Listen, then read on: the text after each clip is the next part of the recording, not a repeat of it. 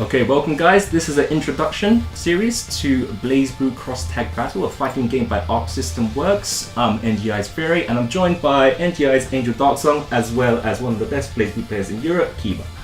Now, this game, BlazBlue Cross Tag Battle, has 4 franchises in it. It has BlazBlue, it has Atlas's Persona series, it has Eunice series from French Bread, and it also has Ruby and the crew from Rooster Teeth. Yes, Rooster Teeth. Right, so taking everything into consideration, what are some of the things that beginners should look out for? One of the things, most definitely, is that with beginners, they usually feel intimidated by these fighting games, and this is definitely something that you should not feel with BlazBlue Cross Tag at all. It's very, very beginner friendly. Like I said, the combos are actually pretty easy to do.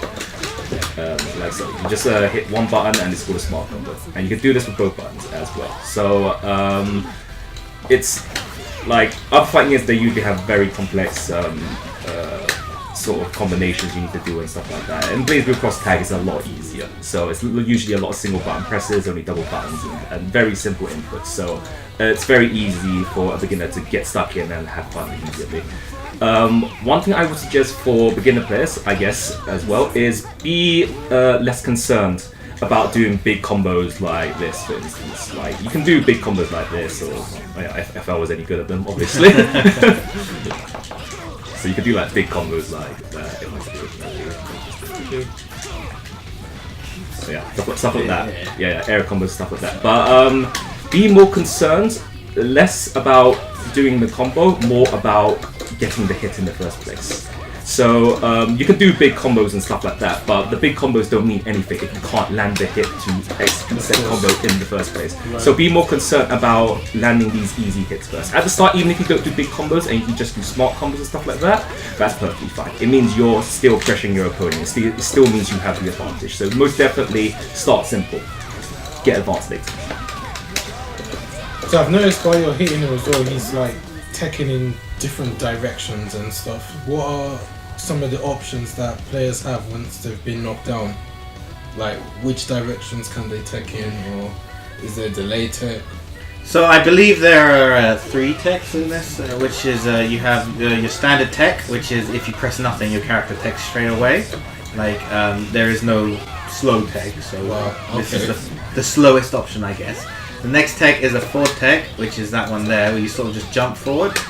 Now, obviously I'm not going past Vice here, but if she was to dash forward after that or something, have a move that goes forward, I'd go past her. And then there's the back tech here, which is it goes a lot further away. So this is like a good way to kind of get out, if you're not in the corner especially, as you can see if he hits me by accident, then you just kind of bounce really far away. Other than that, you can tech in the air as well if you get hit. But you just slam me down like that.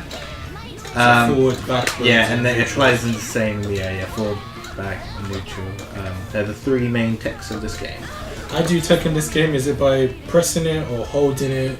It's literally, I believe, holding a direction. So if you were to hit me, it is hold the direction. You don't have to press any button. Holding a direct. Okay. It automatically does the tech for you. Right. So you just have to say, I want to go forward, back, or here. Okay. Yeah. Again, very accessible for the newer player to these sorts of games. Okay, so in general, with techs, you want to use them in places where, for instance, if you were near the corner, that would be a good time to forward tech. So if I were to do it here, then forward teching would be better, obviously. When you're about here, let's say, or to like sweep you, like back tech and create some space is a better idea. So base your tech based on your situation. Use your judgment accordingly. What are some of the defensive options you have when you're blocking? Do you have like barrier or anything like that? In this game, there is no barrier per se. So in this game, you push block. So I can remember the book. I think it was DP. It's DP. And that costs 1 bar. Yeah, it always costs 1 bar. So So look how far I push Ruby if I'm using that. I used to use 1 bar, but it is most definitely worth it in this game. In this game where you can fill the screen with an assist as well as projectiles and stuff. Like if I were to do this, like what would you do? Like, it would be very tough to sort of get out of this situation. So what Angel can do, if I decide to do that sort of stuff, so if I were to, like, yeah, he could, like, knock Jin away and then be safe and look at the situation and judge it accordingly and play accordingly.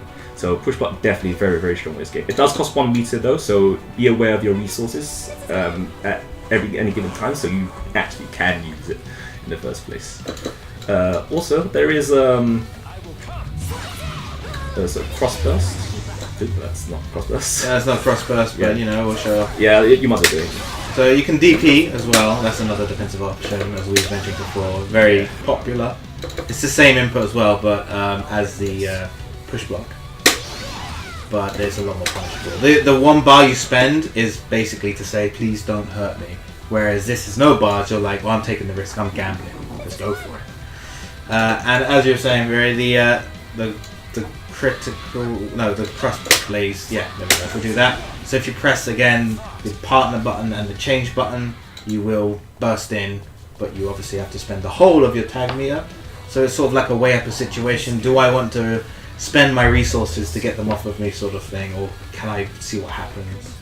It might be worth it in this kind of game though, because you've got assists doing like so much stuff on the screen. Because you can only do it in block and in hits, so you just sort of use it depending on the situation. So for instance, when you're on the ground, then it's probably not a great idea to use it. Like it's like unless you really want to like stop all damage from happening. That's when you would want to use the cross burst. But a good time to use it is like in the air. So if I include that, yeah. So I can't really do anything there. Well, I can't really counter that when I'm attacking. When I'm on the ground, I can actually anti-air it. We like to call it anti-air in this game. So this is Jin's anti-air. So if I were to do one quick move and then anti-air and then predict Angel's cross burst there, I can actually punish him on the ground. But in the air, I cannot do that. I have to continue the combo. There's no way I can anti-air in it. So it's a good time. Just use your judgment and use cross burst accordingly. And also, it's 2 bars for a super, isn't it? And 1 bar for like EX skills and push block. So when is it worth actually using supers then? Or is it better to save the meter for those kind of options? Is it better to use supers for obviously like when their character is nearly dead, you want to go for the kill? Do you want to use it in like just like basic combos just to increase damage for a bit? Or what do you think? I personally think that you'll use EX skills, such as that, as most of these combo extenders. Obviously, each EX skill is different. Some have different properties. Some will bounce. That doesn't will bounce. Yeah. Some characters actually just pin you there. So, for instance, Jin's EX Ice Fireball will actually just leave you there. So, if Angel were to block this, for instance. So, if Angel were to block this, I wouldn't. But that's the overhead. Yeah. I'm not good at blocking. So, if I were to like do a normal like string or something like with a fireball, obviously that's not very good.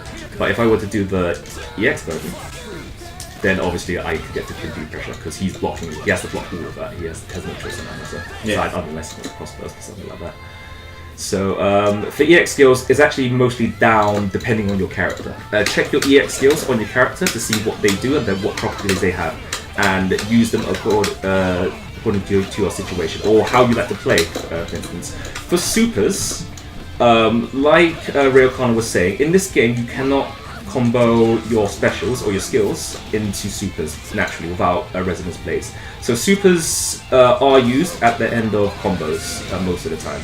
You can use it to end, but what I would suggest is to not actually tag them at the end of combos because they do decent amounts of damage, but they're not actually that worth it for the resources. What supers are good for, however, is punishing projectiles. Now, one use for super is Angel. Would you like to fire a projectile? Oh yeah, I'd love to. PQube. Oh dear. Yeah. So super can if you can let's say you're full screen and your opponent decides to like use a projectile, you can full screen punish for them for even trying. And you can see that did actually do quite a bit of damage. Yeah. So if I do it there, see from full health it does about a third of my health. So normally super does about let's just do it here. About that much. I'm not that sure how much damage that is because the thing's not coming up. Oh yeah, it probably won't come up. Actually, probably better for you to do it, Angel. 5k. 5k. Yeah, producer says 5k. Producer says 5k. We believe producer says. So 5,000 damage is what that does. So I actually don't know what the full health values are. Do you happen to know? I think they're all the same in this game. I'm not too sure the exact value, but I think every character is actually the same. I don't think like it seems high. It must be quite high though. Yeah, Because basic combos are doing about 5k. yeah, it is quite high. But when you do supers in the game, when you on counter hit, it actually does more damage. So it does about 1k more damage, if I recall, or 500. Well, that doesn't count as counter hit. Yeah, I they think. count. Try again. Did that counter? Nah, it isn't. No. Yeah. Or maybe I should just try to do this. So. Yeah. Wow. Okay. That's Yeah. you. Oh, Yeah. I've got no bar. I can't reset on this. that wasn't the counter hit. It's still a counter hit. Wow. Really good. okay. Yes. There you go. That should definitely be a counter. Okay. Okay, that's weird. Okay, just trust us. It does. It does. Just Dragon Punch. Yeah, guys. if we do this Dragon Punch, right, which is 2000, and then you were to press a button and I do it, then you know it will come up with counter on the side. Alright, just ED from there. Okay, not happening. Okay, let's counter. There you go, so you get the counter. Yeah. So try again. There you go. That's way more damage. Okay, yeah, that's about it. For super leaves. So we've got different characters from 4 franchises here. What are the special traits of the characters from each franchise? We're not into character specifics, but what is so special about Persona characters? What's the thing with BlazBlue players, RWBY, and so forth? Okay, so let's start with BlazBlue, since it's called BlazBlue Cross Tag. BlazBlue, there's some characters that have their traits carried over from BlazBlue. So, for instance, like Rachel still has a wind and stuff like that. But in general, BlazBlue characters in this game are sort of the all-rounders. They are pretty strong. With the Ruby characters, they're actually closer to BlazBlue characters than any other franchise, if I'm honest. They just got very strong moves, very strong rolls, and they can get a lot of damage, do air combos with ease like this and stuff like that. Angel it's got a unit character, so he can swing like that. Unit's characters, they have the reverse beat mechanic from their own game, which allows them to go backwards. So normally when you press buttons, you can only go from light to medium to heavy. So in this case, it will be A to B to clash, right? Whereas these characters can do the opposite. They have the ability to go B, A. So they can do some crazy stuff. As you see, Godal here has a really long sight. So normally, if you did this sight, you wouldn't be able to do anything other than follow it up with the B button or a special. Whereas Godal can just go, oh no, I press 5A instead. So I press A and punches the air. So you can do some different combos with it, and it lets you do better pressure and control things a lot more. As you can see, he just happily recovers a lot faster than if you were to just do the standing B. Right. So in my case, I'm going to change to Lord Yukami. So we're just going to quickly go on to Persona characters. So like Persona 4 Arena, Persona characters do have their personas, but it is slightly different compared to Persona 4 Arena. In Persona 4 Arena, they actually have persona cards. So in that game, if you were to hit the persona cards, and you get rid of the persona cards, the persona would disappear. In this game, it's slightly different. I'm going to turn regenerating health off just to show you. So in Persona, in this game rather, when your persona gets hits, as you can see, your health goes down. Now your persona does not disappear; it cannot die. But if your persona does get hits, you will lose life. So although personas are very strong in this game, be very, very careful. Some person could be looking out for it, and they will just hit your persona, and you will lose life. The only thing is that you cannot die from this though. So if Angel were to take you down, The only saving grace. Right? yeah, pretty much, yeah. So as you can see, I'm low life, but Angel cannot kill me. So. Another thing to note is that you hit the persona, all of the health you lose is recoverable health. As you see, it's all red. He has basically, has a whole red bar there, because I just spent the whole round hitting his persona. So yeah, if I were to change, then you can see it will recover eventually in this game. But the health regener in this game is very frugal. It's tiny sips. Yeah. So a little more. Yeah. So be careful with your character's health. Good choice. Is there a way to take off a character's red health? That I actually don't know. I don't think there actually is. Because the thing is, in this game particularly, when you use normal stuff like that, there's some red health that does go down sort of naturally, but I don't think there's a absolute 100% way to take out 100% of the red health, as far as I know. Unless producer is going to correct me on this. No, I don't think so either. But the damage is so high in this game, I don't think you're regenerating any health. Frankly. Okay guys, thanks for watching our tips in the BlazBlue Cross Tag Battle, and thanks to PQube for allowing us to be here. We hope you get some help from the tips we provided today, and follow us on NGI Events on Twitter. And thank you to both Angel Darkstorm and Keeper for joining me, and Ray O'Connor, our producer over there, who's waving at us. So yeah, we do hope you enjoy BlazBlue Cross Tag Battle. Do support by buying the game, and we hope you have fun with it. So from NGI and from PQube, that'll be it. Are you scared?